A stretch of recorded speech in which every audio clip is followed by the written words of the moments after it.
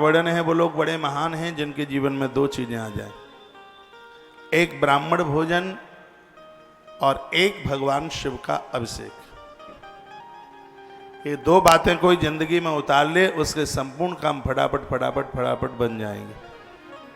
इसके लिए मैं पहले भी बोला हूं, श्री भरतलाल जी का इतना बड़ा नाम हुआ। भरत को तो भगवान ने कहा कि भरत धर्म की दोरी है, धर्म ही भरत के रूप में प्रकट हो गया।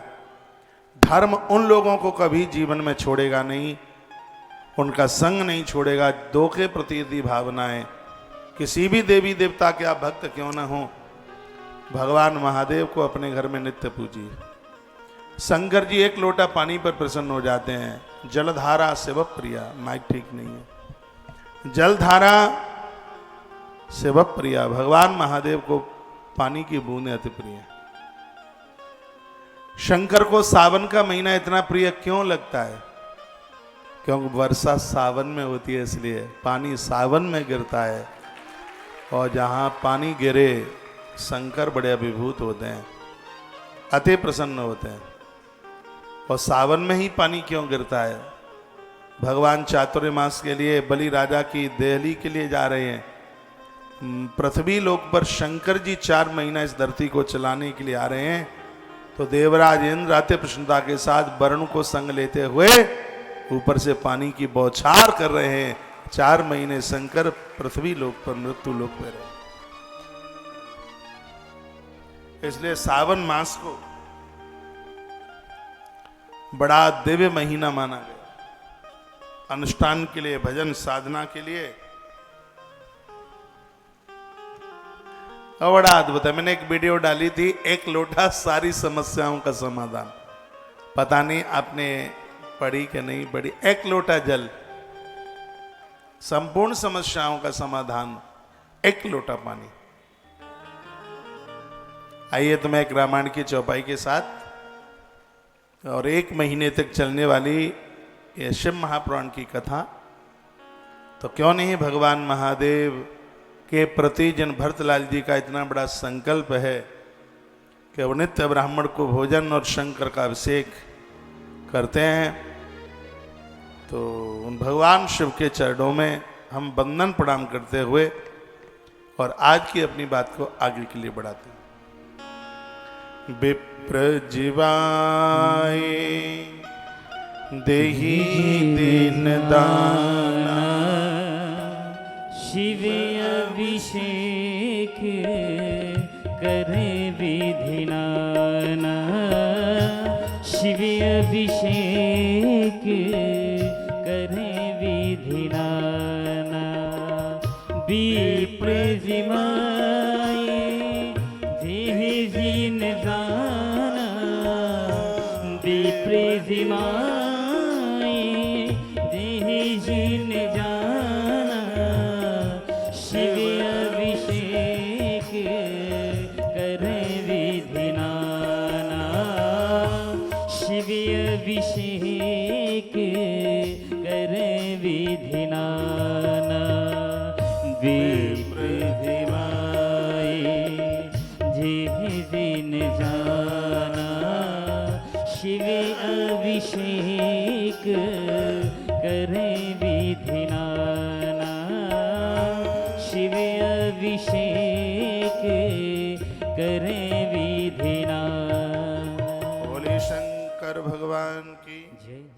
हमारे मध्य में उज्जैन के पास बड़ी अच्छी जगह है नागदा, जो कि श्री बिरला जी ने अपना बहुत बड़ा कारोबार जहाँ से आगे के लिए बढ़ाया, ऐसी नगरी है नागदा। वहाँ से हमारे मध्य में श्री CL वर्मा जी आप इधर बैठे हुए हैं, और साथ में ही सिंह जी। आप कब बैठ गए आके, पता ही नहीं लग पाया, आते ही जा रहे हैं। बहुत बढ़िया है, आपका बड़ा आदर है, बड़ा मान है, सम्मान है। मेरी उम्र बहुत कम हुआ करती थी, तब से मैं नागदा में कथा करता हुआ आ रहा हूँ। नागदा ने मेरा बचपना देखा है, मेरी छोटी उम्र देखी है। जब मेरी आज ट्रेन नागदा स्टेशन पर सुबह भोर में पहुंची, तो मुझे सभी पुरानी यादें ताजी हो गई। मैंने इन्हें किसी को बताया नहीं था कि मैं नागदा होके जा रहा हूँ, नहीं तो वहाँ बहुत लोग होते, और अचक से और छिपके से। और क्योंकि उस समय में नहाया हुआ नहीं था, ट्रेन में था मैं, और फिर मुझे यह भी लग रहा था कि सब मुझे यहीं मिल लेंगे, तो फिर महाकाल दर्शन कैसे करने के लिए आएंगे। तो मैं अचक से निकल के आ गया। आप आए हैं, बहुत अच्छा लग रहा है, बहुत बढ़िया लग रहा है।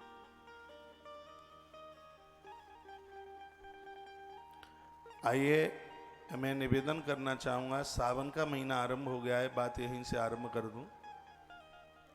एक लोटा जल, सभी समस्याओं का हल। बिल्कुल भी टाइम ना हो तो भी एक लोटा पानी, उसमें थोड़ा सा कपूर डाल देना।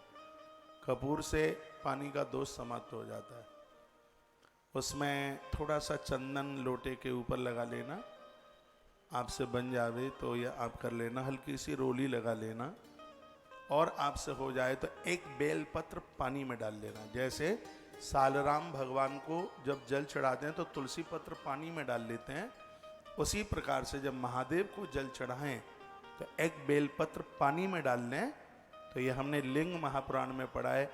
जितनी चर्चा शंकर जी की पिंडी पूजा के लिए लिंग पुराण में वर्णन है, उतना कहीं नहीं है, इसलिए उसका नाम ही लिंग पुराण है। तो एक लोटा पानी आपका हजार हजार लोटे का रूप धारण कर लेगा। महादेव अति प्रसन्न हो जाएंगे। आप मुझे सुन पा रहे हैं ठीक से? एक लोटा जल और लोटे के ऊपर रोली, चंदन, ये तो ऊपर डाल लें, और उसके अंदर आप थोड़ा चावल डाल सकते हैं, डाल सकें थोड़ी चीनी डाल लेना उसमें, हल्की सी, थोड़ी सी मीठा, हल्का सा मीठा, और उसमें एक डाल लेना आप बेलपत्र, एक डाल लेना उसमें बेलपत्र। और श्वेत फूल मिल जाए तो आप देख लेना, कोई भी श्वेत फूल मिल जाए सफ़ेद, वो उसमें डालकर, और फिर भगवान महादेव के ऊपर ओम नमः शिवाय नमः शिवाय। यदि आप गुरुमुख हैं, आपने किसी को गुरु स्वीकार किया है और आप गुरु मंत्र जपते हैं, तो ही ओम लगाने का अधिकार है, नहीं है। तो आपके कोई गुरु हैं और आप गुरु मंत्र जपते हैं, तो आप ओम नमः शिवाय बोल करके जलधारा शिव प्रिय भगवान महादेव के ऊपर चढ़ाइए। यदि आप गुरुमुख नहीं हैं तो आप सब नमः शिवाय कह करके और वह जल का लोटा भगवान के ऊपर चढ़ाएं। जब किसी भी मंत्र में ओम लग जाता है तो उस मंत्र की महिमा 10,000 गुनी ज़्यादा हो जाती है। ओम की इतनी बड़ी महिमा। सोई तो मैं कहूँ कि इस धरती पर गुरु के प्रति दुनिया इतनी क्यों दौड़ती है, पहले तो हमें नहीं पता था, लेकिन शास्त्र ग्रंथ पढ़ पढ़ के पता चला है कि जैसे राइफल की गोली बंदूक के बिना काम नहीं करती, उसी प्रकार से वेदों के मंत्र गुरुदेव की बोली के बिना काम नहीं करते। उनकी जिह्वा पर पहुंचकर ये जागृत हो जाते हैं, मंत्र जागृत हो जाता है, और मंत्र जब जागृत हो जाता है तो फिर वो साधक का हर प्रकार से वो कल्याण करता है। तो सावन का महीना है, ये सावन का महीना एक अनुष्ठान के रूप में आपसे बन जाए तो शंकर को तिल बहुत प्रिय है, और इतना कहीं आपसे बन जाए कि आप अपने हाथ से काले तिल लें और अपने हाथों से काले तिल का आप तेल निकलवा करके लाएं, और पूरा 30 दिन आप पूरा महीना ये अखंड जोत जला दें। मैं बहुत हृदय से बोल रहा हूँ, यदि पैसा टिकता नहीं है घर में वो टिकेगा, कर्जा निबटता नहीं है वो निबट जाएगा, मकान दुकान अपने नहीं है, भगवान शंकर की कृपा से सब अपना हो जाएगा। ये मैंने अभी नया नया पढ़ लिया है, काले तिल का तेल। हाँ, ये इसकी बहुत बड़ी महिमा है, बहुत ज़्यादा।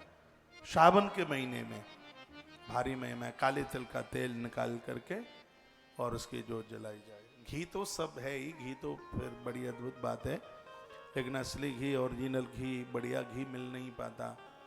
उसमें आप अपने घर पर दूध मंगा करके, और वो गैया का दूध मिल जाए, उसमें से आप लोनी निकाल के घी आप खुद निकालें, और ये 40 दिन की आप अखंड जोत जला लें, आनंद हो जाएगा। किसी के घर में कोई बहुत ज़्यादा बीमार है परेशान हैं तो शनिवार कब है? कल है परसों है? कल। आज है? आज नहीं, कल है। तो आप शनिवार से, कल से आप पूरा सावन महीना 30 दिन तक, 13 तारीख तक, भादों के भी पहले दिन तक सरसों के तेल की एक अखंड जोत जला दें। परिवार के लोगों को पूरे साल जुकाम भी नहीं होगा, ये रुपया पैसा बीमारी में खर्च नहीं होंगे। ये सरसों के तेल का प्रभाव, हर चीज की महिमा है। एक चमेली के तेल की जोत जलाई जाती है। झूठे मुकदमे, जेल, फालतू के मुकदमे एकदम निराधार चमेली के तेल से उसमें सफलता मिल जाती है। चमेली के तेल का इतना बड़ा उसका प्रभाव है। अखंड में इसमें ज्यादा लग जाएगा तो इसको सुबह शाम जला ले, प्रभावशाली है। मंगलवार को तो सब जलाया करे, सुबह शाम चमेली के तेल की जोत। तो ये कोई आपकी संपत्ति के ऊपर कब्जा नहीं कर सकता, आपके ऊपर कोई जादू टोना टोटका नहीं कर सकता, उल्टा पुल्टा नहीं कर सकता।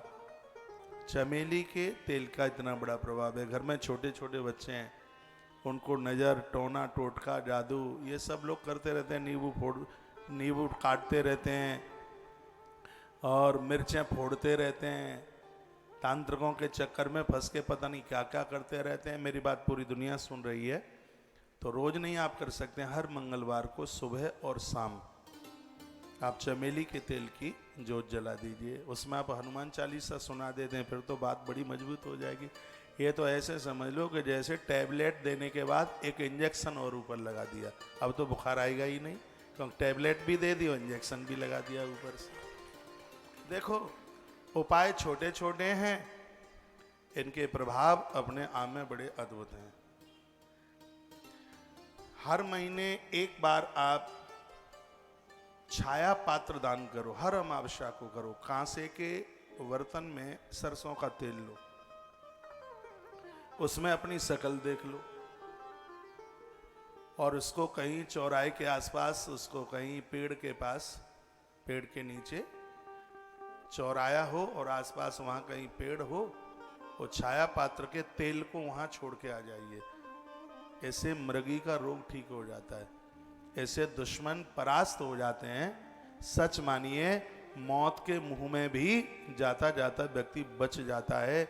छाया पात्र की इतनी बड़ी महिमा है। जुलाई का समय, बच्चे आपके स्कूल जाना शुरू कर दिया होगा, तो जब बच्चे पहली बार स्कूल जाते हैं तो उनको हर महीना नहीं तो वर्ष में एक बार, चाहे बेटा हो चाहे बेटी, इसको छाया पात्र दान कहते हैं।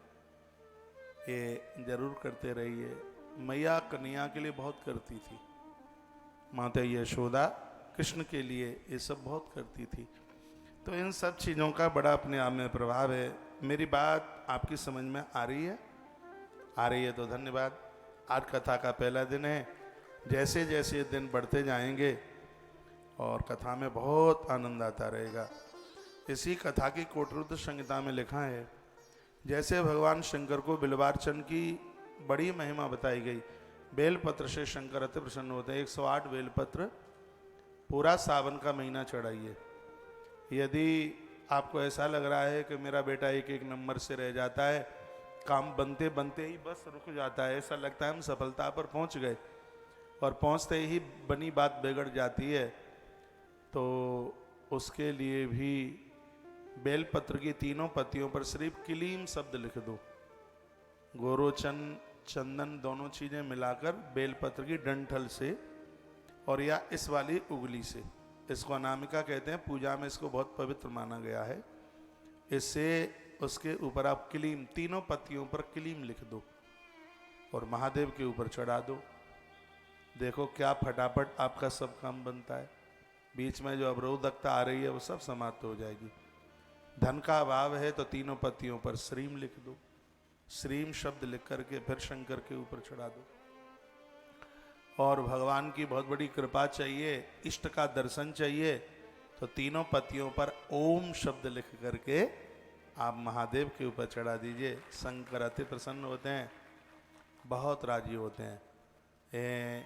जिस प्रकार से पानी में टपकता हुआ फूल भगवान को न चढ़ाएं, उसी प्रकार से खाली बेलपत्र नहीं, उसके ऊपर कुछ न कुछ लिख करके कुछ भी नहीं लिखते हैं तो चंदन रोली में उसको डुबा तो सकते हैं, उसको चंदन में डुबा करके फिर शंकर जी के ऊपर ये बेलपत्र चढ़ाइए और देखिए आपका कारोबार कितना ढंग से चलता है, कितना बढ़िया तरह से चलता है। हर शुक्रवार को थोड़े से कमल के फूल भगवान महादेव की पिंडी पर चढ़ाना। कमल का फूल, शंकर को कमल का फूल इतना प्रिय है, नारायण ने कमल के फूल से भगवान शिव की आराधना की थी।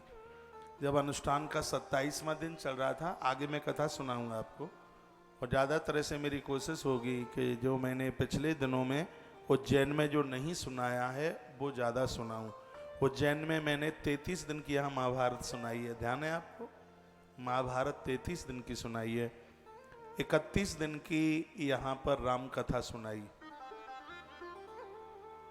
और एक बार क्या सुनाया है? शिवपुराण सुनाई है। अच्छा, एक बार यहाँ सुना दी है 31 दिन की शिव महापुराण सुना दी, और अब के बार 30 दिन की शिव महापुराण की कथा लेकर, अनुष्ठान पूरा 31 दिन का है लेकिन कथा 30 दिन आपको सुनने को सौभाग्य मिलेगा और बहुत आनंद आएगा। और पिछले वर्षों में जो अनुष्ठान हुआ है उससे बुलंदा ऊपर जाएगा। अभी तो आज पहला दिन है, अभी तो आप देखिए क्या क्या होगा यहाँ, कितना आनंद होगा। जैसे जैसे दिन बढ़ते जाएंगे और आप आनंद की अनुभूति करते जाएंगे, क्योंकि मैं बड़ा उत्साहित होकर बैठा हूँ। एक तो 2 वर्ष के बाद में मेरा आना हुआ है, बीच में पूरा कोरोना काल निकल गया। हम लोग तो जिंदे ही बने हैं भगवान महाकाल की कृपा से, पूरा परिकर सुरक्षित है भगवान महाकाल की कृपा से। काल उसका क्या बिगाड़े जो भगत हो महाकाल का। है? मालवा के राजा, मालवा के राजा, महाकाल राजा, मालवा के राजा, महाकाल राजा। बहुत देर हो गई, अब तो तू आजा, मालवा के राजा, महाकाल राजा। बड़ा अद्भुत देव है, बहुत अद्भुत है, इसकी तो महिमा ही बहुत अद्भुत है, बड़ी प्यारी महिमा है भगवान की। तो आइए, मेरा भोला है भंडारी, करता नंदी की सवारी, शंभुनाथ रे, शंभुनाथ रे। 2 पंक्तियां गुनगुनाता हुआ और मैं आपको शिव महापुराण महात्म्य की तरफ लेकर के चलूंगा। और एक बार फिर निवेदन करूंगा, पहले से अपनी व्यवस्था करके रखिए। जब जब शुक्रवार आज ही है, मिलेंगे कहीं कमल के फूल। हाँ, शुक्रवार के दिन और सावन के महीने में, यूँ तो रोज हो जाए तो बहुत ज़्यादा बढ़िया है, रोज ना हो पावे तो हर शुक्रवार को। अब मैं तो जरूर चढ़ाऊंगा क्योंकि कैंसर हॉस्पिटल के लिए नोट बहुत चाहिए इसलिए।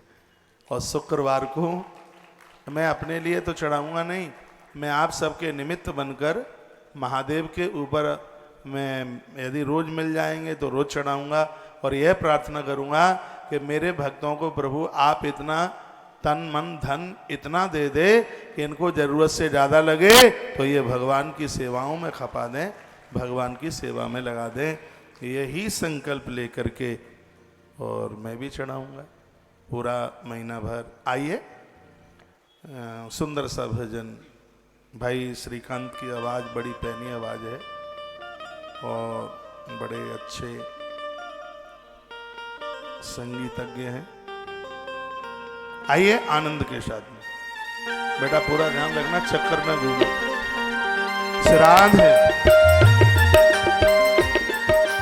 दोनों हाथ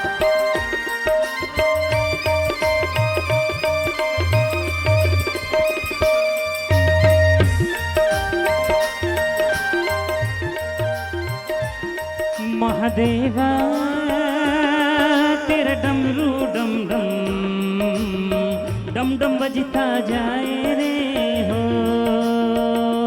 मेरा भोला है भंडारी, करता नंदी की सवारी, शंभुनाथ रे वो शंकर नाथ रे। गौरा भांग रगड़ के बोली, तेरे साथ है भूतों की टोली मेरे नाथ रे, ओ शंभो नाथ रे। मेरा भोला है भंडारी करता नंदी की सवारी मेरे नाथ रे, ओ शंभो नाथ रे। महादेवा तेरा डमरू डम डम डम डम बजता जाए रे हो।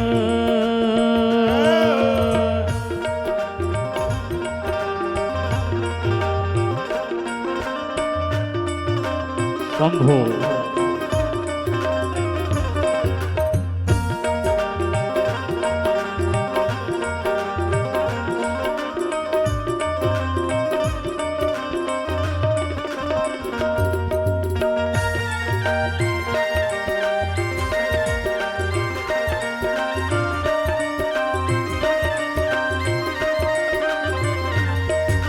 शब्दाना रखवाला ओ शिव जी डमरुआ वाला, ऊपर कैलाश रहंदा भोलेनाथ जी।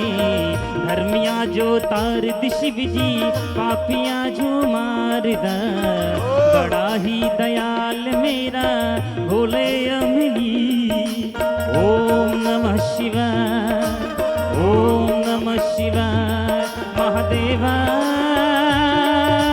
डमरू डम डम डम डम बज तो जाए रे हो। मेरा भोला है भंडारी करता नंदी की सवारी मेरे नाथ रे, ओ शंभो नाथ रे, ओ शंकर नाथ रे।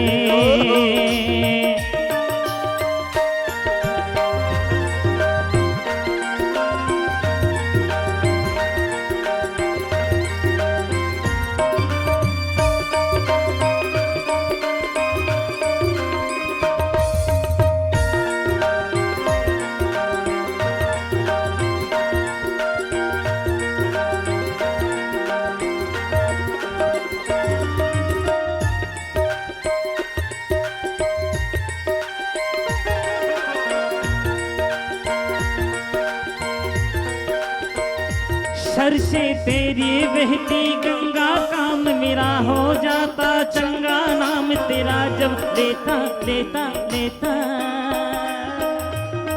महादेवा तेरा डमरू डम डम डम डम बजता जाए रे हो। मेरा भोला है भंडारी करता नंदी की सवारी मेरे नाथ रे, ओ शंभो नाथ रे।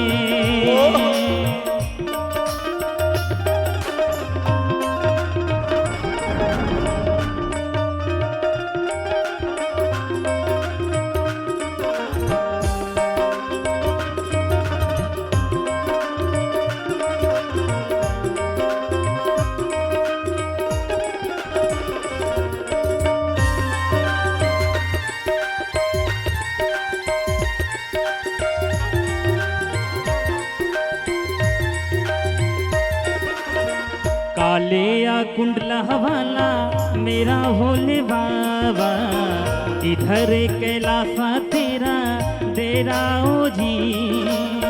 सर पे वो तेरे गंगा मैया विराजे, मुकुटे पे चंदा मामा जी। ओम नमः शिवाय, ओम नमः शिवाय। सर पे वो तेरे गंगा मैया विराजे, मुकुटे पे चंदा मामा जी।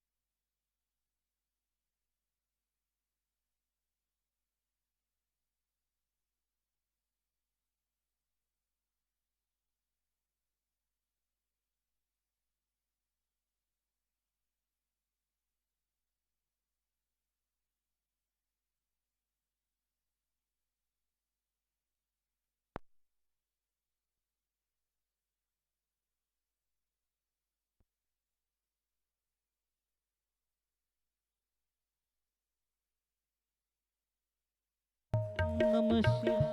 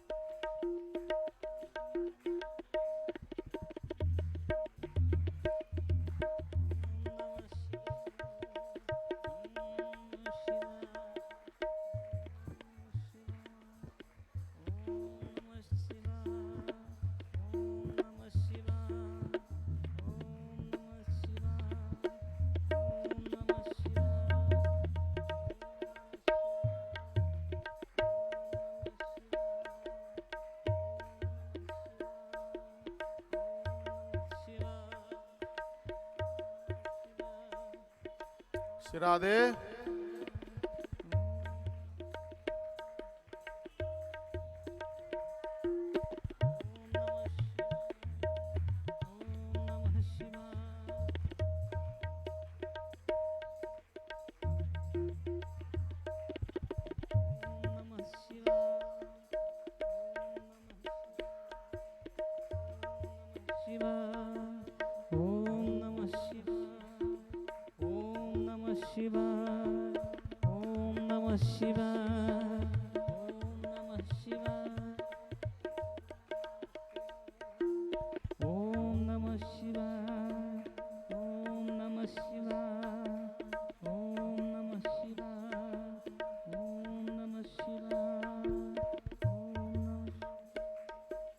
श्री राधे।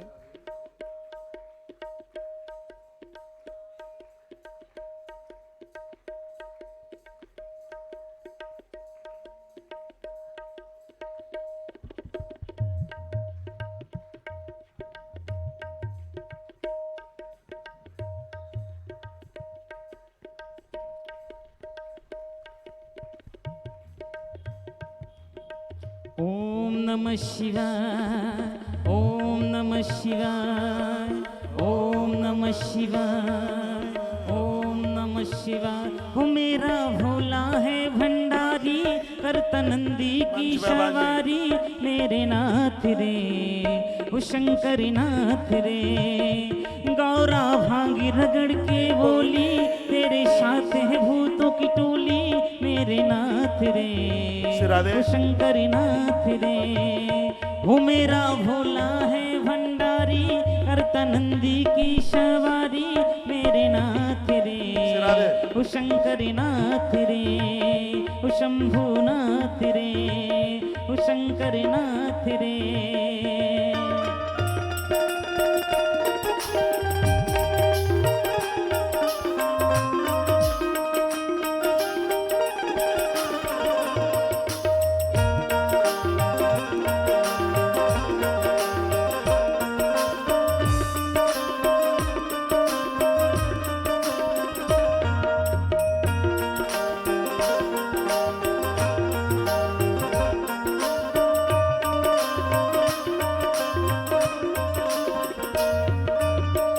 भंग जिपिंदा शिव जी, शिव जी महादेव महादेव। भंग जिपिंदा ओ शिव जी धूनी हमारा, बड़ा ही तपारी मेरा भोलाय मिली। भंगे पिंदाओ शिव जी धूनी हमारा, बड़ा ही तपारी मेरा भोलाय मिली। मेरा भोला है भंडारी करता नंदी की सवारी, मेरे नाथ हो शंभु नाथ रे।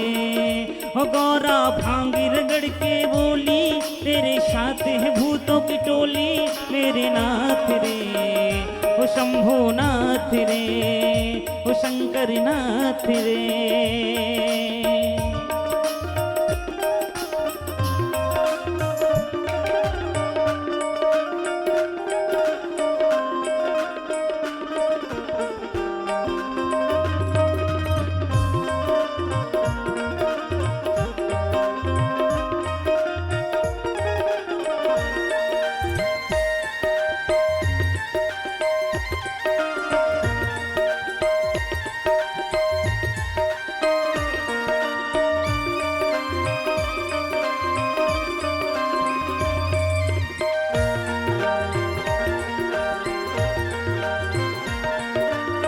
काले या शर्पा वाला मेरा भोले बाबा, शिखरे कैलासा विचे रहदा ओ जी।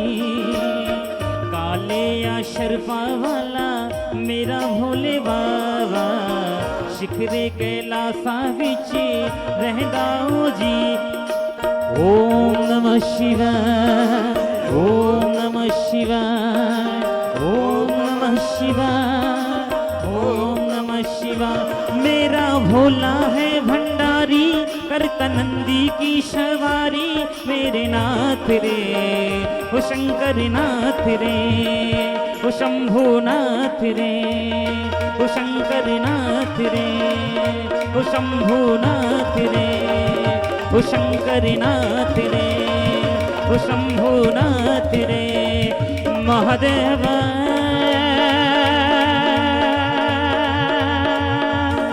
महादेव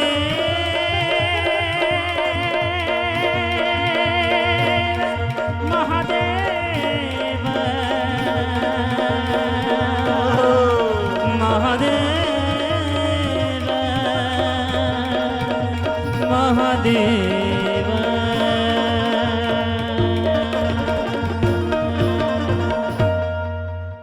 बोलिए निकुंज बिहारी लाल की जय, श्री हनुमान जी महाराज की जय, महाकाल भगवान की जय। जय जय श्री राधे, जय जय श्री राधे, जय जय श्री राधे। एक मैसेज में लिखा है महाराज जी कमल गट्टा का द्वारा बोलिए, सबकी कन्फ्यूजन दूर हो जाएगी। मैंने बोला है पूरे सावन के महीने कमल का फूल शंकर के ऊपर चढ़ाने को मिल जाए, 1 2 5 6 10 20 21 जो भी मिल जावे उसको महादेव को आप चढ़ाइए।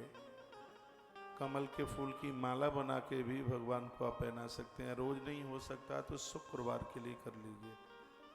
यदि ये संभव नहीं है तो बाजार से कमल गट्टे लाइए, रात भर पानी में भिगोने दीजिए और सुबह उस कमल गट्टे को एक माला का रूप बनाकर भगवान को पहना दीजिए, कमल गट्टे की माला।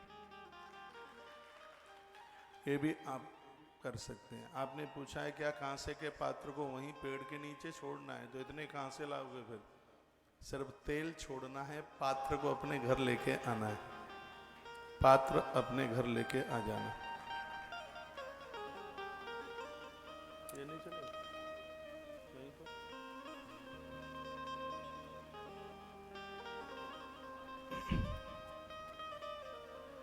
आइए अब हम थोड़ा शिव महापुराण का महात्म्य सुन लें। जिस ग्रंथ को हम सुनने के लिए बैठे हैं, इस ग्रंथ की थोड़ी महिमा समझ लें तो इसके प्रति फिर ज़्यादा श्रद्धा हो जाएगी। वर्णन है इसमें 7 संहिताएं हैं। पहले कभी इसमें 11 संहिताएं होती थीं और वर्तमान समय में इसमें 7 संहिताएं। एक महात्म्य है जिसमें 7 अध्याय हैं। महात्म्य में श्लोकों की संख्या 373। सब पुराण भगवान की कृपा से काफी कथाएं कह ली हैं, तो कोई ऐसा तो लगता नहीं है कि पता नहीं कथा कैसे होगी। 18 पुराण उप पुराण गा करके आपने सुने। कोरोना के लॉकडाउन में अष्टादश पुराण 18 उप पुराण। आपको यह भी अनुभूति रही होगी कि कथा हमारे घर में ही हो रही है, क्योंकि उस समय तो सब टेलीविजन वाले ही श्रोता थे। जहाँ मैं बैठा था वहाँ तो एक डोकरी होती थी बस, और दीवारें होती थी, और तो कोई था ही नहीं। बेचारी वो डोकरिया भी उसमें आई थी ब्रज 84 कोस यात्रा में, और जिस दिन उसने जाने का मन बनाया उसी दिन लॉकडाउन लग गया, पर वो नहीं जा पाई। तो उसका भाग्य था कथा सुनने के लिए। आनंद बहुत आया, बहुत आनंद आया। शायद पूरी दुनिया का सर्वे किया जावे तो कोरोना काल में सबसे ज्यादा कथा कहने का एक सौभाग्य मुझे प्राप्त हुआ है। 27वां महीना चल रहा है कि कथा एक दिन के लिए भी छूटी नहीं है।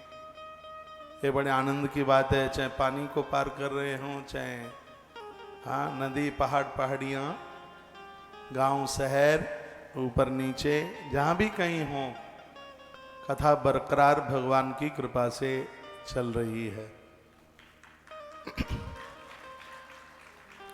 तो महात्म्य में 7 अध्याय हैं और इसमें श्लोकों की संख्या 373।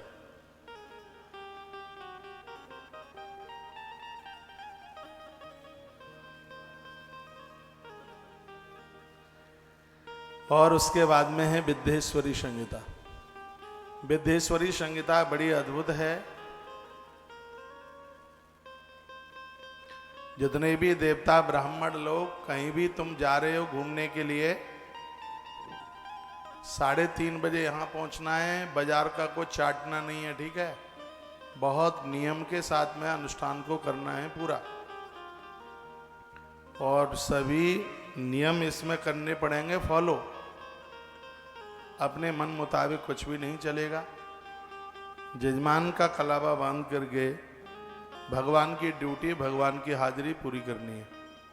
बोल भक्त वत्सल भगवान की जय हो। श्री हनुमान जी महाराज की जय हो। जय जय श्री राधे, जय जय श्री राधे। जय जय श्री राधे श्याम। विद्येश्वरी संहिता इसकी बड़ी अद्भुत है। अध्याय 25 है, श्लोक नंबर है 1540। श्लोकों की संख्या 1540 1540 श्लोकों में 25 अध्याय भर दिए हैं। और विद्येश्वरी संहिता, विद्येश्वरी संहिता में क्या क्या है? शिवलिंग का प्रागट्य, इसी में शंकर के ऊपर प्रसाद चढ़ा हुआ किसको लेना चाहिए, किसको नहीं लेना चाहिए, भस्म महात्म्य, नैवेद्य महात्म्य, बेलपत्र महात्म्य, और 1 मुखी रुद्राक्ष से लेकर 14 मुखी रुद्राक्ष तक उसकी महिमा। ये संपूर्ण कथा विद्येश्वरी संहिता की है। साधक को उपवास कैसे करना चाहिए, ऐसे तमाम संकल्पों को, मिट्टी की पार्थिव पूजा, शिवलिंग की उसकी महिमा, और कितने प्रकार के शिवलिंग, काय के शिवलिंग होते हैं, ये सब विद्येश्वरी संहिता में ही इसका वर्णन किया है, जो कि आप विस्तार पूर्वक सुनेंगे। 1540 श्लोक हैं इसके, और अध्याय हैं 25 अध्यायों में ऐसे तमाम भगवान शंकर से जुड़ी हुई बातों का वर्णन किया। एक बात इसमें मुझे बहुत अच्छी लगी, गुरुवार के दिन पीली कनेर का फूल आप षडाक्षर मंत्र ओम नमः शिवाय, इस मंत्र के साथ शंकर जी के ऊपर चढ़ाते हैं तो विद्या ऐसे पास चल के आती है जैसे ब्याई हुई गाय अपने बछड़े के पास दौड़ती हुई चल के जाती है।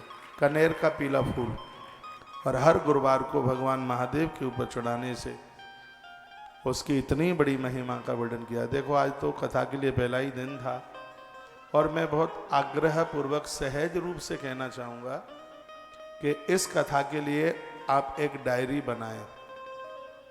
इस कथा के लिए आप एक कागज कलम रखें और इसके पॉइंटों को आप लिखते जाएं, क्योंकि मेरी हर कथा मिलती नहीं है आपस में। मैंने आज बहुत सी ऐसी बातें बोल दी हैं जो पहली कथाओं में नहीं बोली, क्योंकि मेरा स्वाध्याय बंद नहीं है, चल ही रहा है। और ग्रंथों में जब पढ़ता हूँ तो बड़ी बड़ी बातें, आनंद। मैंने एक व्रत धर्म पुराण सुनाया था कार्तिक के महीने में वृंदावन से, तो उस व्रत धर्म पुराण में भी बेलपत्र संबंधी तमाम बातें, यहाँ से भी कुछ बातें मैं रखूँगा। एक शिव महापुराण की कथा पूरी करने के लिए मैं तमाम ग्रंथों को सहयोग लेते हुए और ये चर्चाएं मैं आपके बीच में करूँगा। माइक सही करना, इसे चला दो भाई।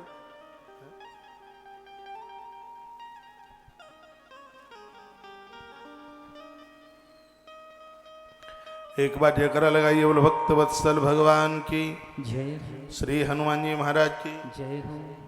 जय जय श्री राधे, जय जय श्री राधे, जय जय श्री राधे श्याम।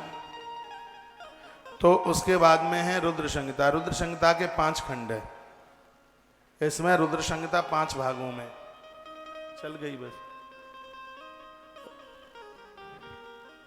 रुद्र संहिता के 5 खंड हैं। सबसे पहला है सृष्टि खंड, उसके बाद में है सती खंड, उसके बाद है पार्वती खंड, और उसके बाद में है कुमार खंड, और उसके बाद में युद्ध खंड। इस प्रकार से 5 हैं। और रुद्र संहिता के 5 खंड हैं वो बड़े अद्भुत हैं अपने आप में। इसमें श्लोकों की संख्या भी 1222, 2312, 2704, 1080 और सबसे ज़्यादा है 2955। इसके चौथे खंड में, 5वें खंड में इतने श्लोकों की संख्या है।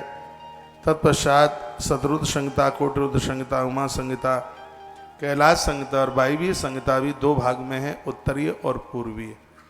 इस प्रकार से जो 7 संहिताओं में जो शिव महापुराण का सार भर दिया है भगवान वेद व्यास ने, संपूर्ण श्लोक हैं इसमें 24,672।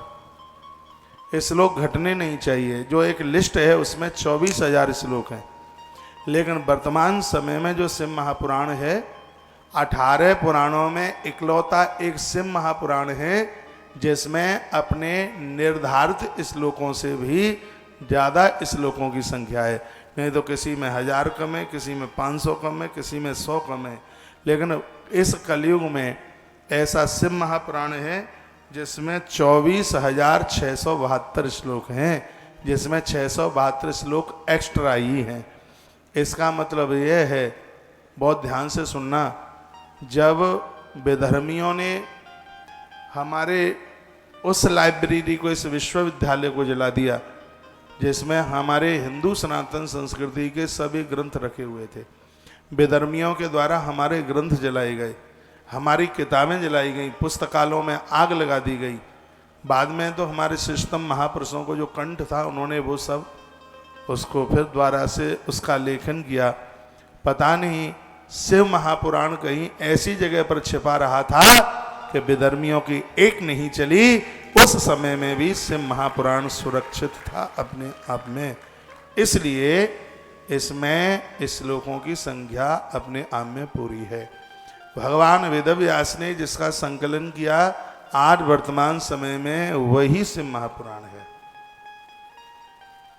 और तो हो सकता है कुछ घट गया हो, कुछ ऐसा कुछ हुआ हो, लेकिन शिव महापुराण अपने आप में मुझे लग रहा है सुरक्षित भी है, व्यवस्थित भी है और पूरी की पूरी उपलब्ध भी है।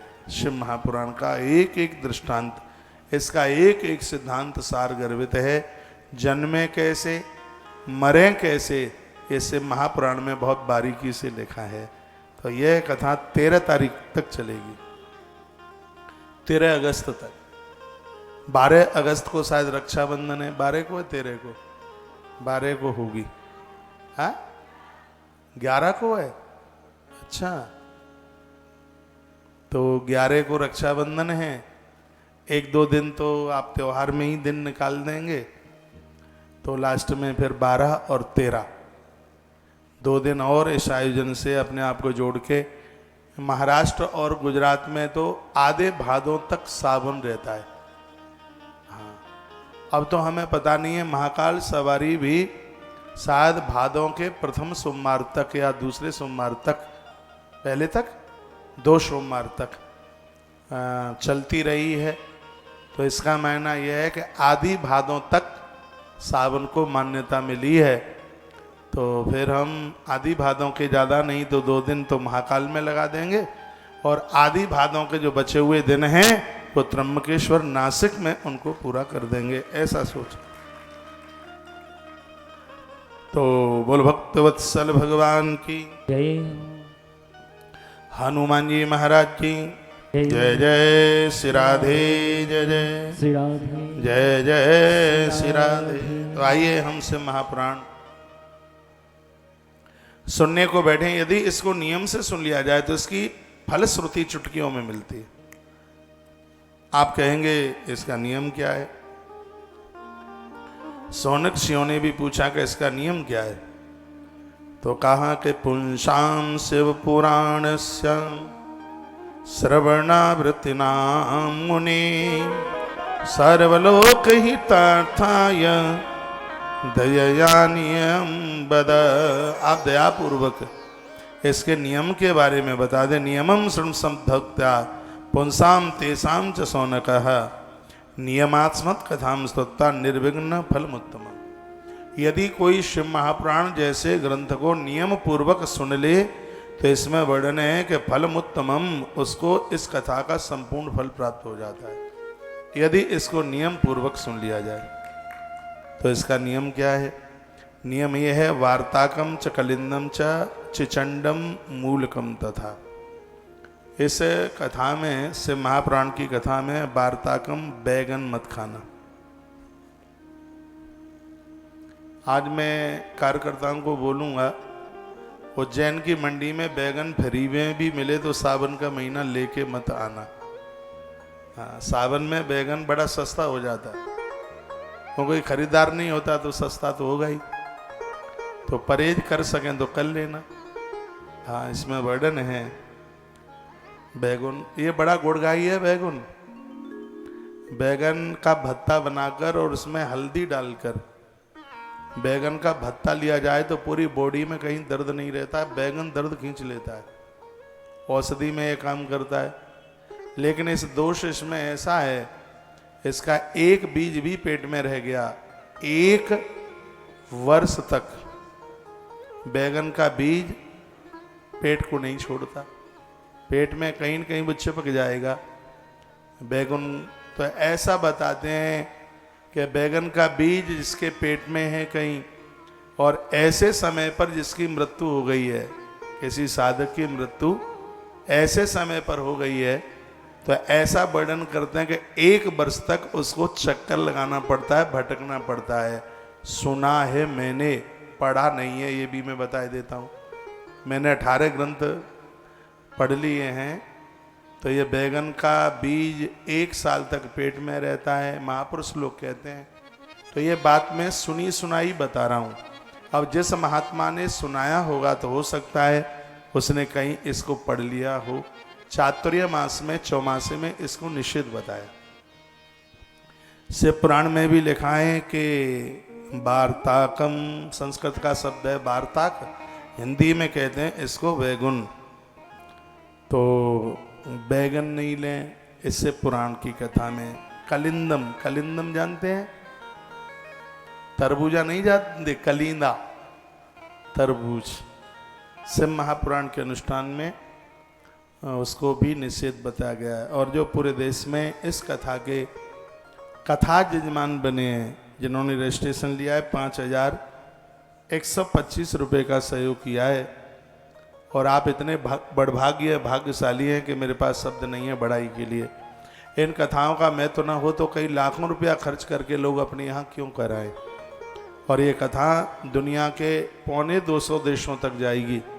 इसमें पूरा पुण्य उनका होगा जो इस कथा के पूरे 1 महीने के 5125 रुपया सहयोग करके इस पूरे 1 महीने की कथा के यजमान बन रहे हैं। आपके ऊपर यदि लोड नहीं पड़ता है तो कथा की बड़ी महिमा है, भारी महत्व है इसका। आप 1 महीने का यजमान बनकर इस कथा को सुन लेना। घर में भी अखंड दिया जला लेना।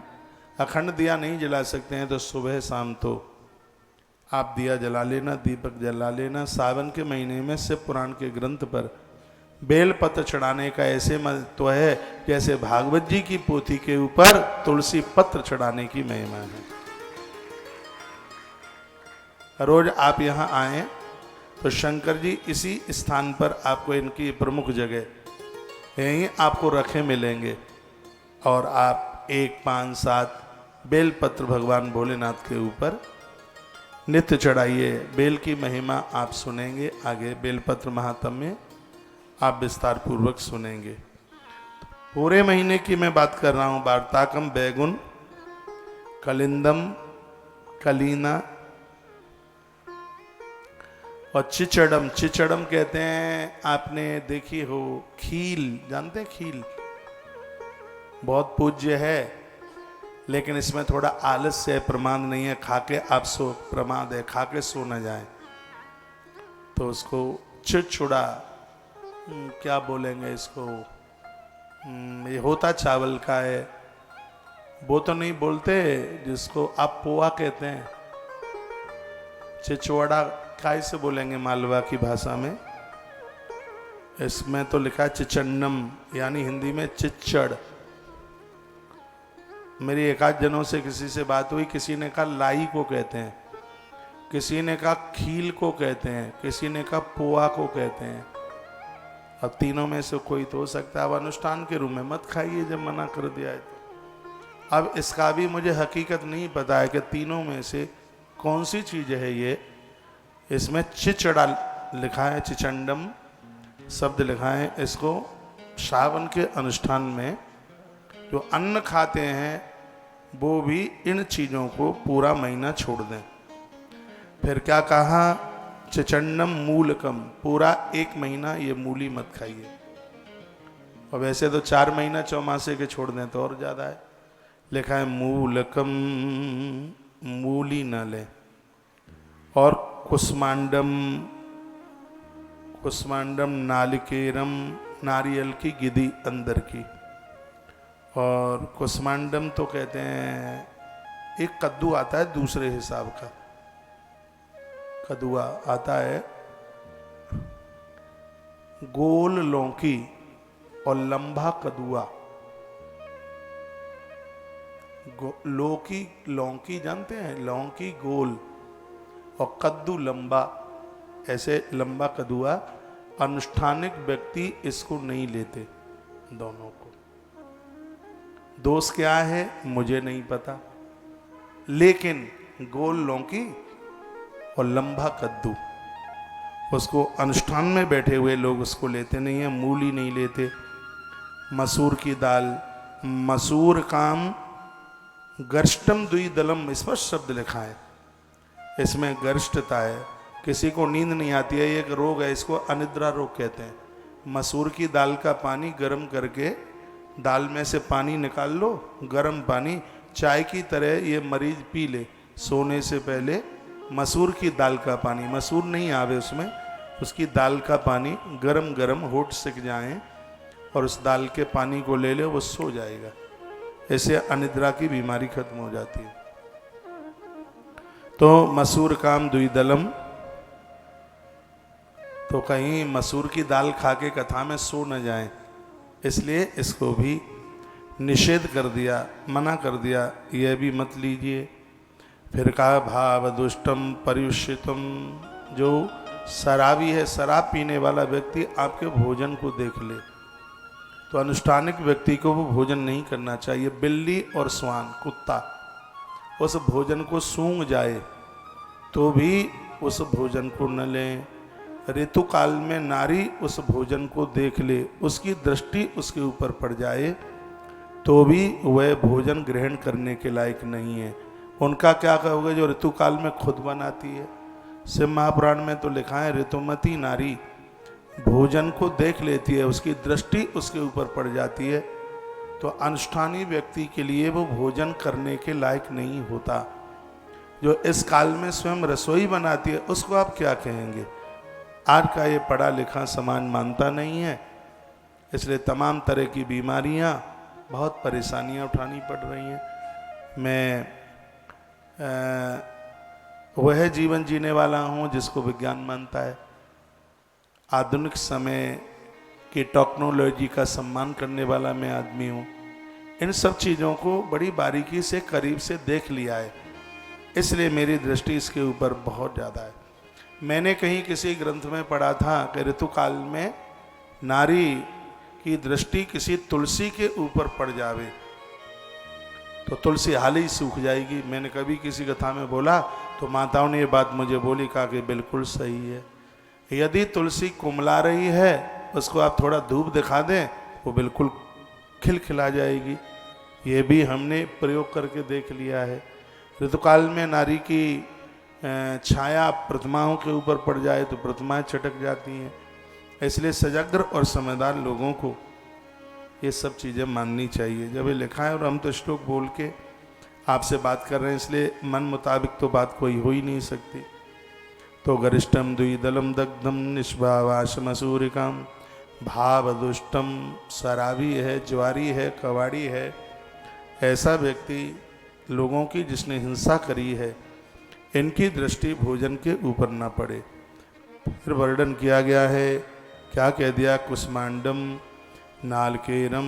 नारियल बड़ा फायदेमंद है, लेकिन श्री शिव महापुराण के अनुष्ठान में नारियल की गिदी न लें।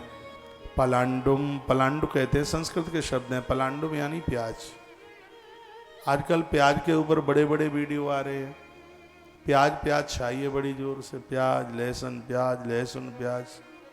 लोग बड़े कंफ्यूज हो रहे हैं। एक आध दिन में भी बोला हूँ, प्याज खाने से झांक नहीं लगती। हाँ, प्याज की गुणवत्ता है। प्याज खाने से ये यहाँ की धड़कन भी नहीं चलती है, बड़ी मजबूत होती है। प्याज की ये बड़ी महत्ता है। प्याज से बाल नहीं टूटते हैं। प्याज का छिलका इतना फ़ायदा करता है, केसों में उसका पानी लगा लो तो बाल दो मुँहा नहीं होते, जुएँ अपने आप ही मर जाते हैं। हाँ, इसकी इतनी बड़ी महिमा है। हाँ, यदि इसको खान पान में लोगे तो नींद सोते सोते नींद पूरी नहीं कर लगेगा, और सो लो। काम करने का कोई मन ही नहीं होगा, सोने का ही मन होगा। तो ऋषियों को लगा कि साधक सो न जाए, माला जपते जपते, कथा सुनते सुनते, इसलिए उसको निषेध कर दिया। प्याज खाने वाले के मुंह में से कितनी बुरी दुर्गंध आती, उसके पास बैठा नहीं है। जमीन में से ही पैदा हुई है। ऐसा कुछ भी नहीं है कि प्याज खा ली तो शराब पी ली, शराब खा ली तो कुछ उल्टा पुल्टा मांस खा लिया। ऐसा बिल्कुल भी नहीं है।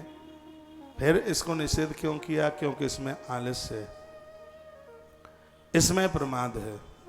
आज हमारे हिंदू संस्कृति वाले लोग तो भाग रहे हैं। वो तो वहाँ जाएंगे जहाँ सब खाने पीने की स्वतंत्रता होगी, चाहे सो खाओ अपने मन मुताबिक, जो अच्छा लगे। चाउमीन खाओ और चाइना के पता नहीं कौन कौन से और दुनिया भर के आहार हैं। अभी मैं उस दिन फ्लाइट में था, रामेश्वरम से लौट रहा था। क्या बताऊं, बीच में मैं फंस गया। इधर भी नॉन वेज, उधर भी नॉन वेज, इधर भी मछली खुली रखी, उधर भी खुली रखी। उसने आके पूछा, मछली चावल। मैं कैसे आया, 3 घंटे की फ्लाइट कैसे पास की। मेरी लाइफ में पहली बार ऐसी घटना घटी। जिनके घर में ये मांसाहारी रहते हैं, उनके ऊपर क्या बीतती होगी, ये उस दिन मैंने अनुभव किया। अब मैं कुछ बोल भी नहीं सका। मैंने कहा इन दोनों को बड़ा बुरा लगेगा, नहीं तो मैं अपनी सीट चेंज कर लेता। पता तो तब लगा जब वो अपना कलेवा खोल के बैठ गए दोनों तरफ से, एक इधर भी और एक उधर भी। आज पूरा देश मांसाहारी बनता जा रहा है, इसलिए इतनी बीमारियां फैल रही हैं। कोरोना का बाप कोई भी नहीं आता इस देश में, यदि यहाँ जीवों को सुरक्षित रखते होते तो। आदमी, किसी ने बोला था कि आजकल गिद्ध दिखाई नहीं देते। हमने कहा ये आदमी ही गिद्ध हो गया है, इससे ही कोई भैंसा मुर्गा कुछ बच जाए है। गिद्ध तो तब कहीं दिखाई दें, ये सब को है समेटने में लगा हुआ है। कैसे टिकेंगे उनके घर में भगवान? मुझे बड़ा आश्चर्य होता है। लहसुन प्याज आप ले लेते हैं, मुझे लगता है कि कोई ऐसी बहुत बड़ी आपने गलती नहीं कर दी है। यदि मांसाहारी हैं तो धरती की सगरी गलती कर दी, कोई गलती छोटी ही नहीं है, ये समझ लो। परम सात्विक बनिए। शुद्ध आहार होना चाहिए। आज हम पूरे देश में बच्चों को रुद्राक्ष पहना रहे हैं, और 3 मुखी रुद्राक्ष जो साक्षात अग्नि के रूप में है, जैसे अग्नि सब जला के राख कर देती है, 3 मुखी रुद्राक्ष भी अपराधों को प्रमाद को जला करके राख कर देगा। अग्नि की तरह बच्चे चमकेंगे, और मुझे लगता है ये जीवन में मांसाहारी नहीं बनेंगे, शराबी नहीं बनेंगे। और इसी सिद्धांत पर हम पूरे देश को एक अभियान जैसा चला रखा है। हर कथा में यहाँ भी देंगे, यहाँ भी ट्रक में लोड करके लाए हैं, यहाँ भी देंगे। उसका कोई पैसा नहीं, कोई शुल्क नहीं।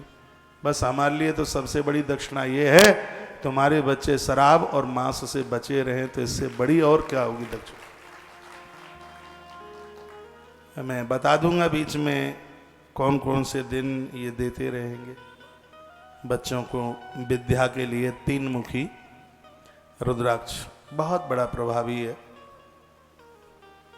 आनंद देने वाला है। तो आज की कथा में शिव महापुराण के माध्यम से बड़ा अद्भुत ग्रंथ है, 24,000 श्लोकों का ग्रंथ, साधारण बात नहीं है। और आनंद की बात यह है कि भगवान शंकर ने बहुत अनादिकाल में अपने गढ़ नंदी को सबसे पहले कथा सुनाई। इसके प्रथम वक्ता स्वयं महादेव हैं। शंकर जैसा वक्ता नहीं हुआ, और जिस कथा के वक्ता स्वयं भगवान महादेव हों और उनकी कथा हम सावन के महीने में सुन रहे हों, तो भैया ये कितने बड़े पुण्य की बात है, कितने बड़े पुण्य की बात है। मैं आप सब भाई बहनों को निवेदन करना चाहूँगा, आपके घर में मांसाहार होता है, सावन के महीने में अपने घर को थोड़ा रोकें। अपने पुत्र को या अपने पति को समझाइए, उन्हें बताइए कि यह गलती ना करें बिल्कुल भी। अपने अपने धर्म मानने वाले वह लोग कभी गलती नहीं करते, लेकिन हिंदू नहीं चूकता। जिस दिन व्रत पर्व का समय होता है उस समय तो और ज़्यादा गलतियां करता है। बेचारी माताएं फूट फूट के रोती रहती हैं और वो मानता नहीं है। यह पूरा सावन का महीना सात्विक भाव से बिल्कुल निकालिए, बहुत आनंद हो जाएगा। शंकर अद्भुत कृपा कर देंगे, महादेव की बहुत बड़ी कृपा हो जाएगी। तो इस महीने में प्याज न लें तो कोई आफत आ जाएगी क्या? पलांडु मना कर रहा है ग्रंथ, तो मान लो, कोई बात होगी? रहने दो, मत लो, क्या बात है। इसको तो आप औषधि के रूप में लेते रहें तो ठीक है। ये औषधि में लहसुन है, प्याज है, लहसुन दूध में उबाल के ले लो, पैरालाइसिस नहीं पड़ेगा जीवन में कभी। जिनको पड़ गया है उनको प्रभावी नहीं होगा, ब्लड प्रेशर ऊपर नहीं जाएगा। ये आरोग्यता के लिए, औषधि के लिए लें, बढ़िया है। और आपको लहसुन के बिना दाल प्याज के पकौड़े, उनके बिना आप रह ही नहीं सकते, तो फिर तो हम भैंस के पडरे की तरह हो जाएंगे जो पड़ा रहता है सुमसाम गुमसुदा, आलस्य में, प्रमाद में। काम करने का मन ही नहीं होगा, लड़ने का मन होगा। रोज 5-7 लोग चाहिए लड़ने के लिए।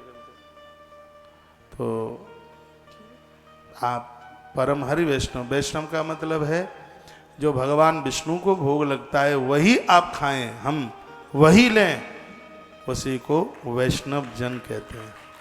वैष्णव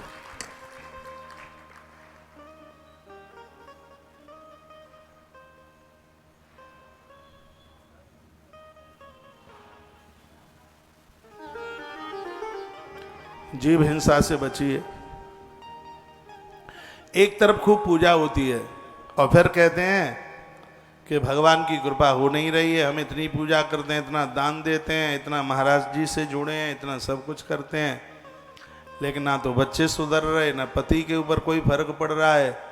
एक तरफ आप दान पुण्य कर रहे हैं और तुम्हारा परिवार एक तरफ बहुत बड़ी हत्या करने में लगा हुआ है, जीव हत्या। तो ये बहुत बड़ा अपराध हो रहा है, इसलिए किसी न किसी प्रकार से इसको रोक लीजिए।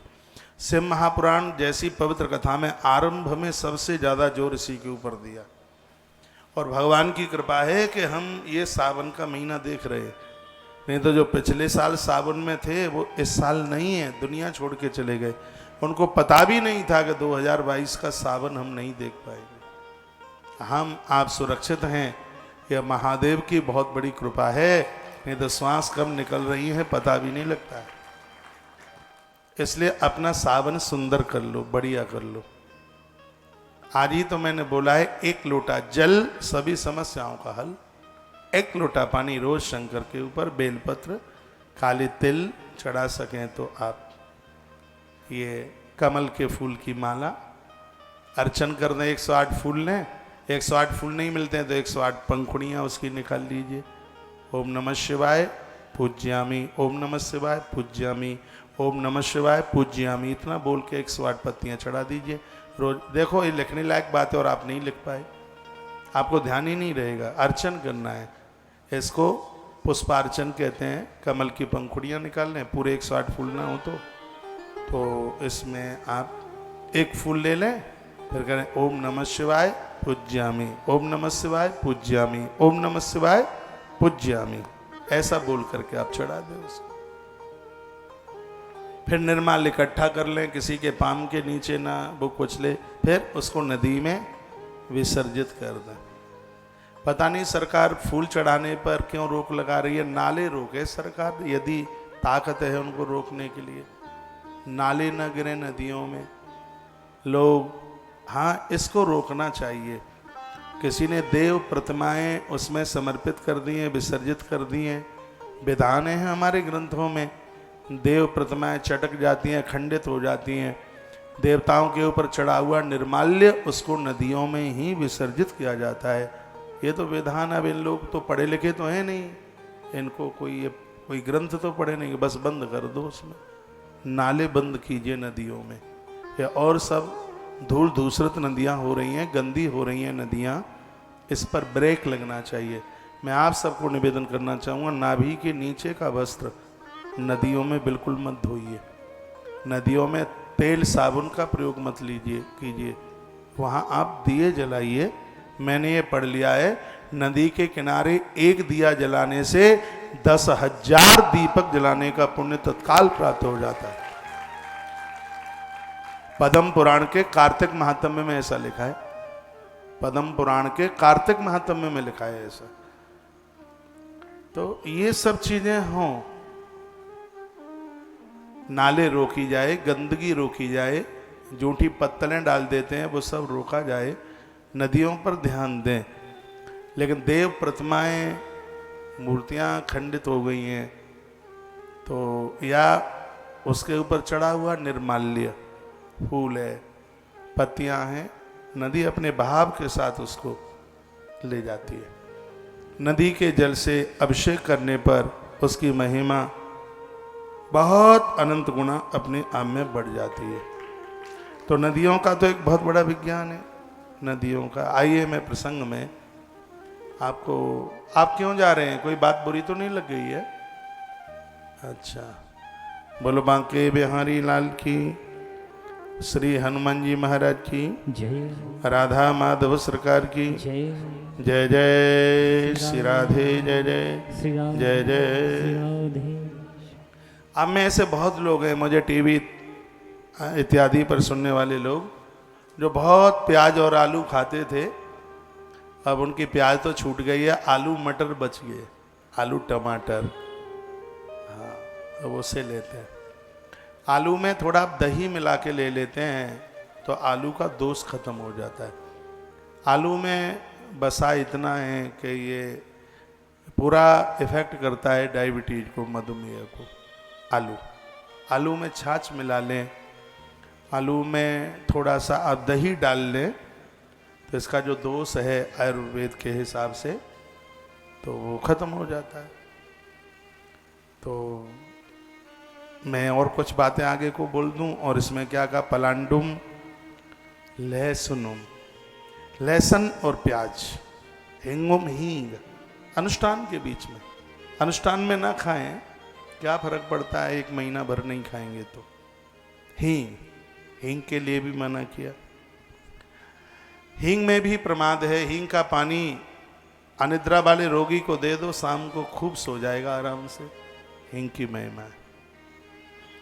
कहीं फुड़िया हो गई हो तो नीम की छाल में हींग थोड़ी डाल के घिस के उस फोड़े के ऊपर लगा लीजिए, वो जल्दी पक जाएगा और फूट जाएगा। हींग को आयुर्वेद में लिया गया। खोटी जानते हैं आप, नीम की खोटी, उसके तने के ऊपर ऐसे खुपटा सा होता है, उसको, ये बड़ी प्रभावशाली है। इसको एकदम बारीक बुरादा बना लें चूर्ण की तरह, और गर्म पानी के साथ रोजाना 1 चम्मच ले लें, जिंदगी में फोड़ा फुंसी चर्म रोग नहीं रहेगा। इतना बड़ा प्रभाव है इसका। हाँ? रहेगा नहीं। उसको औषधि के रूप में हींग उसमें मिला करके ली जाती है। लेकिन अनुष्ठानिक, थोड़ा स्वर बजत रही, अनुष्ठानिक व्यक्ति के लिए इन चीजों का मना कर दिया। हिंगुम, गृजनम, गाजर अनुष्ठान के बीच में, शिव पुराण के अनुष्ठान के बीच में न ले, क्योंकि मादकम ही तत्, इन सबों में मादकता है, आलस्य है, प्रमाद है, वर्णन किया गया है इसमें, न ले। भोजनम सुगरम मन्ये कथा सुश्रवण प्रदम, हो जाए ऐसा तो कथा बिना कुछ खाए फलियार वगैरह लेकर के कथा सुन ले तो कथा की महिमा ज्यादा है। नोपवासो वरिष्येताशात कथा श्रवण विघ्न कृत। यदि अन्न छोड़ने में कोई विघ्न आता है, अन्न छोड़ने में बड़ा आनंद है। अन्न छोड़ने में रोटियों में 32 से 48 दोष है। ऐसे लोग जो अन्न नहीं खाते और उनके अंदर से निकली हुई जो आवाज है, वाणी है, आप हो कोई और भी हो, तो वाणी वह अपने आप में कितनी पवित्र हो सकती है। विषैले 48 दोषों से बची हुई वाणी होती है जिसने अनुष्ठान में अन्न इत्यादि को छोड़ दिया है। तो 8 दिन में 15 दिन में एक व्रत आता है, छोड़ दिया जाए अन्न, आपका अन्न किसी और के भाग में आ जाएगा, किसी और के काम में आ जाएगा। लेकिन जिस दिन अन्न छोड़ दिया उस दिन तो धरती घूमती है, चक्कर आते हैं, और दूसरे दिन तो आंगन में पांव जाते हैं, तो ये पता नहीं कल हमने एकादशी करी है। वो सुबह से ही चिल्लाना शुरू कर देते हैं, एकादशी करी है। सुबह ही उन्हें कुछ खाने को चाहिए। अन्न छोड़ने में बड़े बड़े फायदे हैं। कामादि षड विकारम, अन्न छोड़ने से 6 विकार समाप्त हो जाते हैं, जीवन के संपूर्ण दोष समाप्त हो जाते हैं। भोजनम सुकरम मन्ये कथा सुश्रवण प्रदम, कथा में अन्न खा करके सुनोगे तो स्पष्ट वर्णन है, कथासु श्रवणम, प्रमाद आएगा उसमें, प्रमाद, आलस्य आएगा। और यदि आपने उपवास करके सुना है तो कथा में कोई विघ्न आएगा ही नहीं। नो उपवासो वरिष्यत एक बारम हविष्यानम भुंजाये दत्त कथा व्रति। कह दिया आप उपवास नहीं कर सकते हैं तो सुबह के समय में तो घी पी लो, पी लो, लिखा है इसमें पी लो घी। रिफाइंड मत पी लेना बाजार की, बाजार में मिलता ही कहाँ है घी, सब नकली है। घी पीने से प्यास नहीं लगती, घी पीने से गला नहीं सूखता, घी पीने से कंठ की बीमारियां नहीं होती। घी में इतनी बड़ी महिमा है। ये बताइए कभी तुलसी के ऊपर या रुद्राक्ष के ऊपर थोड़ा घी लगाइए, उसके ऊपर कितनी चमक आ जाती है। जब रुद्राक्ष और तुलसी के ऊपर हल्का घी लगा देते हैं तो उसमें इतनी चमक आ जाती है, तो घी जब अंदर पहुंचेगा तो तुम्हारे कलेजे पर कितनी चमक आएगी। लेकिन सब चाय के आदी हो रहे हैं, सबको चाय चाहिए, विषैली चाय, नुकसान करने वाली चाय, बीमार करने वाली चाय, जो नींद को उड़ा रही है। चाय चाची आपको इतनी अच्छी लगती है?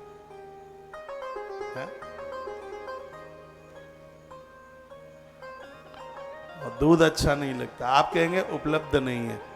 चलो आप बड़े बड़े बंगलों में रह रहे हैं, लेकिन जो किसान हैं गांव के लोग, वो भी आज इंग्लैंड के बन रहे हैं, उनको भी चाय चाहिए, वो भी अपने बच्चों को दूध नहीं पिला रहे। मैंने देखा है गांवों में भी, अब तो वो आपसे ज्यादा रईस बनने की तैयारी में है। अब तो ये सब फैसने गांवों में भी घुस चुकी हैं। गांवों में एक बार जयकारा लगाइए, बोलो बांके बिहारी लाल की जय जय श्री राधे। एक मैसेज में लिखा है कि सब छोड़ ही देंगे तो फिर खाएंगे क्या? जिन्होंने छोड़ दिया क्या वो भूखों मर रहे हैं? है? अच्छी चीजें खाने लायक वो खाइए, सरसों की सब्जी खाइए, मेथी दाने की सब्जी खाइए, पालक खाइए। ये सब्जियां बहुत हैं, जरूरी है कि वही खाएं जो आपको नुकसान करती है। पीने के लिए गन्ने का रस पीजिए, मौसमी का रस पीजिए, कुछ नहीं मिलता है तो गर्म पानी पीजिए, उसमें कौन सा पैसा लग रहा है। इन सब चीज़ों से ज़्यादा फायदेमंद होगा। आपकी उम्र बढ़ेगी, आपका डेवलपमेंट होगा, आपकी आयु का। आपका पैसा कहीं बीमारी में खर्च होगा ही नहीं। मेरी बात का विश्वास करके एक बार आप करके देख लीजिए। ऐसी चीज़ें क्यों खा पी रहे हैं जो आपको रोगड़ बना रही हैं, अरोगी बना रही हैं, वो मत लीजिए। तो इन सब चीज़ों का परहेज करने के लिए बताया है। जो चीज़ें खाने को लायक नहीं है वह चीज़ें अनुष्ठान के बीच में बिल्कुल मत खाइए। पुंसाम दीक्षा भीनानाम नाधिकारम कथा श्रवे। यदि गुरुजनों से दीक्षित होकर मंत्र जपे बिना शिव महापुराण जैसी कथा सुनी जाती है तो ना अधिकारम कथा श्रवे का कथा सुनने का बिल्कुल अधिकार नहीं है। भागवत जी में भी लिखा है ऐसा। तो संसार के गुरुओं में कमी आती है, क्योंकि आज लोग इतने योग्य हो गए हैं तो उन्हें साधुओं में बड़ी कमी नजर आती है, और ऐसे आलोचना करते हैं कि जैसे ये कमियां इनमें तो है ही नहीं बिल्कुल कभी भी। ये तो बिल्कुल एकदम दूध के डिब्बे में से अभी निकाले गए हैं। 6 महीने दूध के डिब्बे में रख दिया था तो एकदम भूरे होके आ रहे हैं बाहर, एकदम सफ़ेद कागजी होके आ रहे हैं अंदर से। ऐसे लगते हैं कि इतने शुद्ध हैं। हम किसी के ऊपर उंगली उठाते हैं, कहते हैं वो आदमी बड़ा झूठा है। हम कहते हैं हरिचंद के चाचा थोड़ा अपनी तरफ तो झांक के देख, तू कितना सत्यवादी है, वो बड़ा झूठा है। और कहेंगे वो इतना झूठा है, ऐसा लगता है कि ये तो कभी बिल्कुल झूठ बोलता ही नहीं है। गंगा जली लेके कसम खाइए। पर उपदेश कुशल बहु तेरे, ऐसे उपदेश देने वाले तमाम जो उनको स्वयं में बिल्कुल मानने वाले नहीं हैं। गुरुजनों के मुख से मंत्र सुनकर और उस मंत्र साधना के साथ आप जो भी अनुष्ठान करते हैं वो सब फलीभूत हो जाता है, परिपक्व हो जाता है, बहुत ज़्यादा विशेष हो जाता है। गुरु मंत्र की इतनी बड़ी महिमा है, इतनी बड़ी महिमा। इस मृत्यु लोक में ऐसे बड़ी शक्ति नहीं है कोई दूसरी। अभी किसी ने बड़ा सुंदर मैसेज डाला था, कहा कि गुरु पूर्णिमा, तो उसने संधि विच्छेद करी, गुरु प्लस पूर्ण प्लस माँ बराबर गुरु पूर्णिमा। अभी मैं ट्रेन में ही पढ़ रहा था आज सुबह, मन को बड़ा अच्छा लगा। कहा 2 ही पूर्ण हैं, क्या है? गुरु पूर्ण माँ। तो उसमें लिखा था कि माँ पूर्ण गुरु है। सही है, माँ पहला गुरु है, पूर्ण है, इतना बढ़िया बताती है। तो उसमें लिखा है माँ पूर्ण गुरु, माँ ही पूरी गुरु है। ये उसका बड़ा अच्छा उसका अर्थ निकाला। नीचे अर्थ में लिखा था गुरु पूर्ण माँ, गुरु ही पूर्ण माँ है और सिगरी अधूरी है। गुरु पूरी माँ है, पूर्ण माँ है, दोनों अर्थ। माँ पूर्ण गुरु है और गुरु पूर्ण माँ है। और लोग इतना स्नेह नहीं कर सकते हमसे जितना हमसे स्नेह हमारी माँ करती है और हमारे गुरु करते हैं। कोई नहीं कर सकता। कोई कितना भी खास हो, कितना भी नज़दीक हो, मैंने तो अनुभव करके देख लिया है। 27 वर्ष में मैंने साधुओं के चरणों में बैठ करके देख लिया है ये कितना स्नेह करते हैं, कितना प्रेम करते हैं। और मैंने 27 वर्ष में अपनी आप भोली भाली माताओं को भी देख लिया है, जितना स्नेह आप करते हैं हमसे इतना कोई कर ही नहीं पाएगा, कर ही नहीं सकता।